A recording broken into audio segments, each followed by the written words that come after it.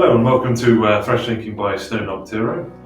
My name is Laurie Hassell, Senior Consultant in our UK office. Today I'm joined by Julian Aldridge, Managing Consultant in the EMEAA region. Hi Laurie, it's a pleasure to be here. Thank you.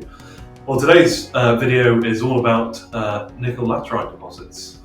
So it's an interesting discussion topic, nickel laterites. So, well, first of all, can you explain a bit more about nickel laterite deposits? And how so a nickel laterite deposit is simply a lateritically altered rock that contains nickel, and the source of the nickel is usually that they're a mafic or very ultramafic host rock that's been strongly chemically weathered and is thus lateritized. Mm-hmm. Most commonly happens in tropical or subtropical climates, or even paleotropical climates. And over millions of years, the nickel from these the original ultramafic or mafic rocks is concentrated in the lateritic and what's termed the saprolitic horizons. Okay. And do they both host nickel?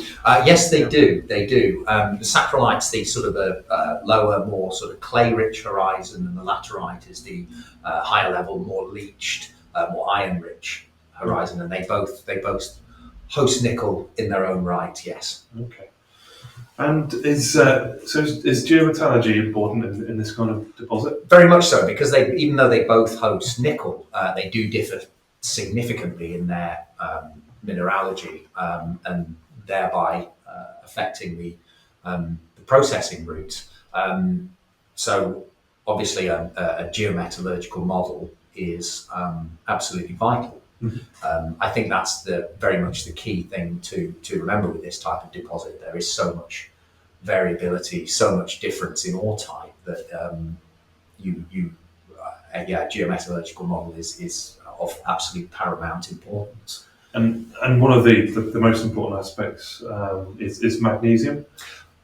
Yes, I mean the geomet model combines geological, mineralogical, metallurgical data, and it highlights how the variations are going to end up affecting processing and recovery. Mm-hmm.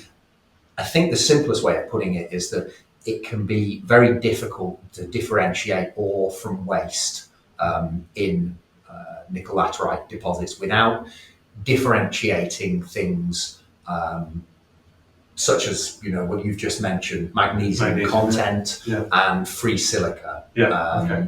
I think for the sake of simplicity, in discussion in this podcast, I guess focus, we can just sort of discuss those. I mean, we're dealing with very complex mineral assemblages. They've got a high variability, mm-hmm. And the processing methods tend to either be energy intensive, such as HPAL, which is high pressure acid leach, or very selective, such as the pyrometallurgical mm-hmm. route, like there's a rotary kiln method.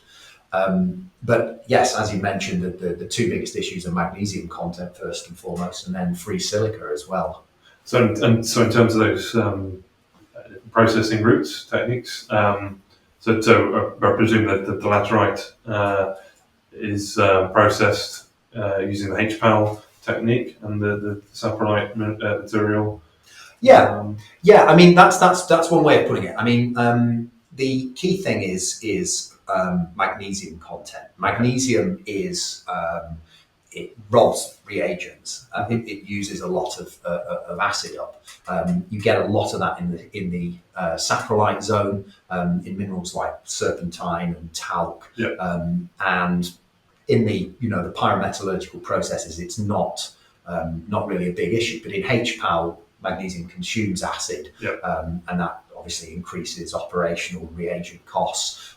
So understanding magnesium distribution ends up being very vital for planning and blending from the earliest stages onwards. I mean, even at scoping study stage, this is something that you're going to need to understand to separate ore from waste.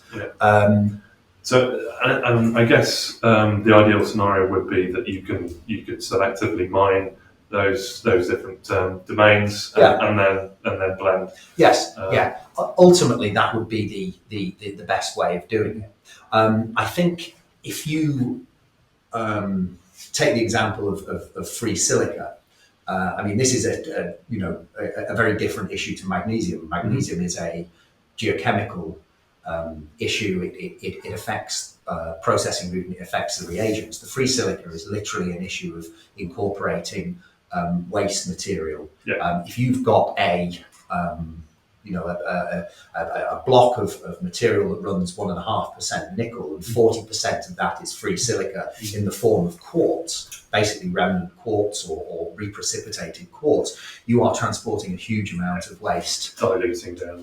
to the processing route, and that's it. You're diluting your nickel grade and at the same time increasing your transport costs and increasing your overall OPEX. So being able to first of all define them and then push them through a processing route, a very, very simple physical separation route as early as possible in the processing will remove all that free silica and therefore improve the economics drastically. Okay. Well, thank you, Julian. It's been a fantastic insight into nickel laterite deposits, and it's clear that understanding the not just the nickel distribution, but the distribution of other aspects of the deposit is crucial, particularly from a processing perspective. Yeah. I mean, geometallurgy is of vital importance for a nickel laterite. Well, thank you very much for having me. No, thank you, Julian. Very interesting. Thank you, and thank you for listening. If you want to listen to more of our Fresh Thinking by Snowden Optiro podcasts, then please do check out our YouTube channel and other podcast platforms, and don't forget to like and share. Thank you very much.